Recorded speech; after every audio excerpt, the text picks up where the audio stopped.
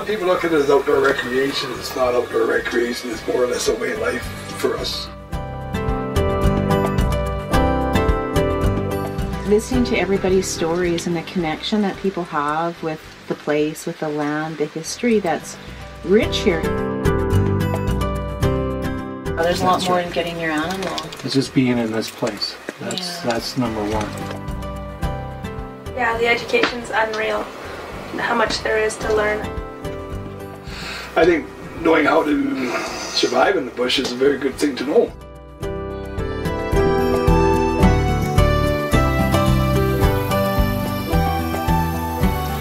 I'm Pete Hutchinson. I'm an adjunct professor at UBC Okanagan, and we're here in the Flathead doing research for the implications on health, harvesting amongst Mètis in BC.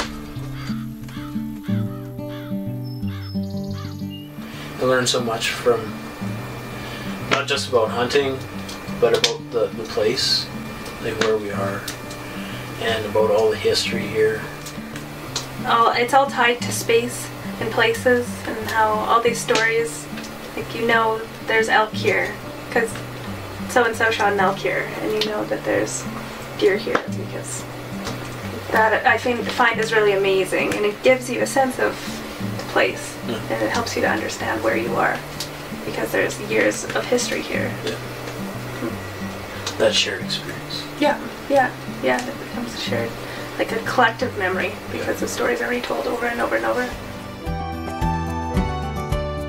The education that I get is just, phenomenal. My grandkids show up here, they're happy. How old are they? 9 till down to 18 months. My kids were coming up here when they were babies. They all know how to take care of things. They know how to take care of themselves, but know how to shoot and clean an animal. 2 of them like doing it, 2 of them don't, but they can still do it. It gives them confidence too, and there's a lot of other benefits that hard to explain when you feel. Yeah, you see that bleed over into other things too, right? It's just not about hunting and here in the Flathead, but it ends up down in their school, and they're interacting with their teachers and their other responsibilities that they have. Yeah, you're right, and it makes a big difference. And knowing gun safety is a big issue in my family, and they know that, and all my grandkids, and they know you don't play with guns, you use them, and they're fun. Fun for their purpose, but if they're sitting in the corner, you don't touch them. It's a taking care of animals too, and it's the harvesting of them that you always respect it, you take care of it, you use everything that you shoot. And I always impress on my kids and my grandkids and my nieces and nephews, it's, you eat what you shoot. But must be the European in me too, that I would like one grizzly bear in my lifetime. And it's something that I've always wanted. I've never shot when I've had chances, but my dad had a tag this year, and my grandson asked me, he said, "You're going grizzly bear hunting, eh, Grandpa?" I go, "Yeah." He goes, "Well, do you eat those things, Grandpa?" I said, "Well, no, you don't usually eat grizzly bears." He goes, "Aren't your rules you eat what you shoot?" And I said, "Yeah." And he looks at me and he goes, "Don't you think you should follow your own rules?"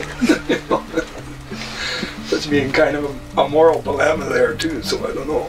Maybe I'll never shoot one, but they're fun to hunt. They're exciting, and they're fun just to see too. It makes my trip up here if you do see a grizzly bear.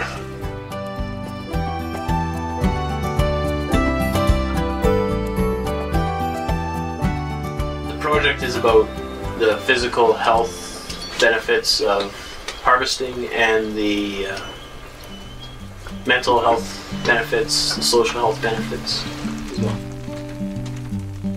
You have all sorts of conversations up here, and suddenly you're talking about diabetes and how you manage your diabetes, or how even how you experience a heart attack, or how you find a lump. With it after. The 1 month that's spent here hunting is the equivalent to a 3-month gym membership, where you go 3 times a week, and you're getting your heart rate up to near maximum. The benefit just doesn't happen over that 1 month. That benefit carries on for, you know, there's a slow deterioration from the physical side of it. That drop off, it takes 4 months. So you can come up here for a month and essentially affect your health for the next, for 5 months. But do you actually feel like physically different? Like usually in better shape, you know. You can breathe better, and you've been up, you know, you start climbing the mountains and start slowly and you know, get going and going and going. And yes, I do feel a lot better. Like I know when I leave the Flathead, then I keep walking to work, and then some, you know, maybe I stop in May or June, but after hunting, you're in good enough shape. You just want to keep doing stuff. Yeah. It keeps you going a little bit. So you probably, that month that you say equates over to 4 months, when it makes you feel that much better, you want to do some more stuff after, so you keep going more. And I'm not one to go to the gym or exercise or anything like that. It has to be fun or get paid for it, you know. But you know, you go for more walks and you go and do other stuff, and when you feel better, it's not hard to go do it. Yeah. The social support that you get up here, and there's a whole lot of information that's shared, not only about hunting, but about health. That communal sense up here, that to me is really cool. Everybody knows that if somebody needs help, everybody will show up and help. There's always somebody up here, you know, if you get in trouble, they'll help you out. It's a second home. The great stories that they have, I mean, it's just, it really does, it puts a lot of things in perspective. We were sitting around the fire up at Mètis, and we looked around. Most of the old timers were up there, and they looked around and said there's over 1,000 years of hunting experience sitting around the fire. And it's, you learn stuff from those guys that, you know, it's priceless. When you're around them, you keep your ears open because you're going to learn something. You have to learn these things from people. You have to learn these things from talking and community, and you know, you can't just read stuff in a book and watch a YouTube video.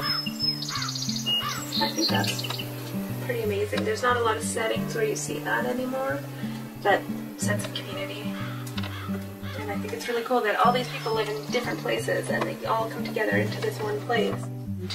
It's history that's living. It's through the stories that are told. You know, you go drive and go walking, and you know, this happened here, that happened there. Like, that is just so meaningful. I come up here and for my month, and then I can, you know, and you go back home, you just relive a lot of memories. A lot of times too. A lot of times you get stressed out, you sit there and daydream, and you're back in the Flathead, and it takes you back. It's, you know, you go to your happy place. So this is mine.